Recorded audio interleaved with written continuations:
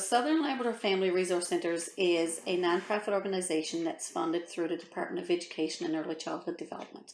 We have 6 family resource centres located on the southeast coast of Labrador: Blacktickle, Cartwright, Charlottetown, Port of Simpson, St. Louis and Mary's Harbour, and we cater to 8 communities within that scope.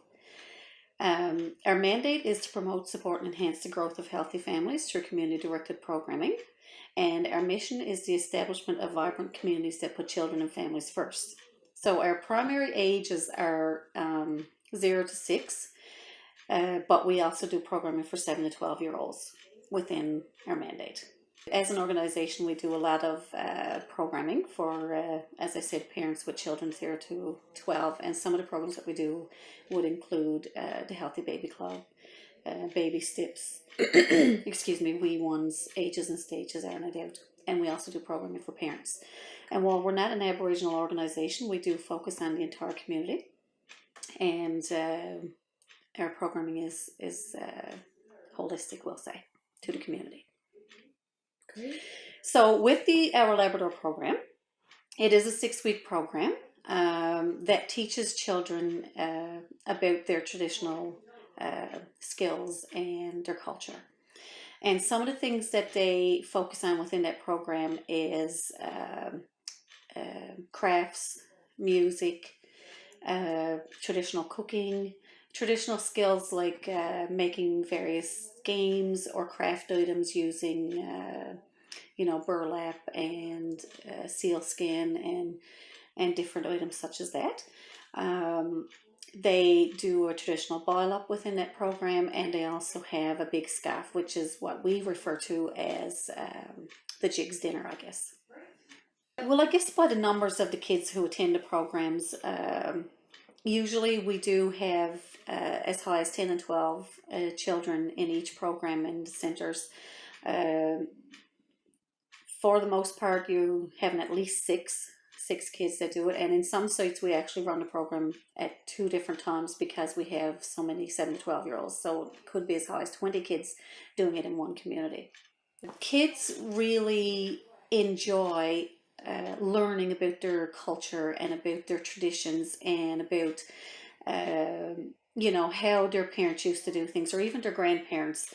Learning about some of the games and some of the crafts that they used to do. I mean, this day and age, we're all about technology, and the kids are, so tech savvy this day and age, but back 50, 60 years ago, there were no computers in our area. There was no high-speed internet or any of this kind of thing. So when the kids actually learn from the seniors and the elders in the community about the types of games they used to play and the types of things they used to do to keep themselves entertained, it really does grab the youth's attention. It really interests them. They really want to soak it all up and learn about that tradition and that culture and the skills that their elders and their parents and different people in the community actually have to teach them.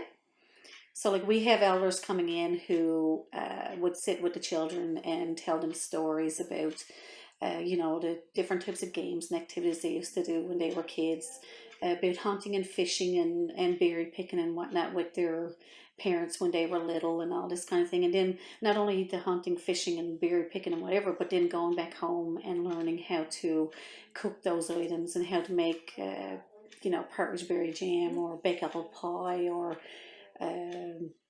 raisin buns is a big thing in this program. The kids actually learn how to make raisin buns, and they have tea and raisin bun, I guess a tea party with the seniors in the community, and that's really cute and interesting to see. To me personally, I consider Indigenous education to be the traditions and cultures of the community. So what our community has done on a traditional ongoing basis that has been carried through the generations, I see that as Indigenous education. Not specifically what your bloodline is, but specifically what your community, how your community has survived through the generations, I guess, and what types of things they do to make that survival happen. Our southeast communities are all under the hub of Nunatuhavut, And one of the ways that I think our traditions and our skills, when I talk about Indigenous education for me, is they have a program where they go into the schools and they teach the kids how to do anything from kamatik making to making kazaks to learning how to make sealskin slippers or mittens or whatever the case may be. This is certainly one of the things I think personally that needs to continue to happen in our school system, is to have it more applicable to our traditional skills, to our culture, so that the children are actually learning how our forefathers survived and the types of things they did to become educated in how well they were at doing everything that needed to be done to maintain their lifestyle, even though probably they might have only had a 2 or 3 grade education. So that I would certainly see as one of the things that would need to happen to reach that goal. We'd still need the manpower, the people who are organizing these types of events now to continue doing that. We'd certainly need the participation and cooperation of the elders in the community who are going into the schools and teaching these skills to the children.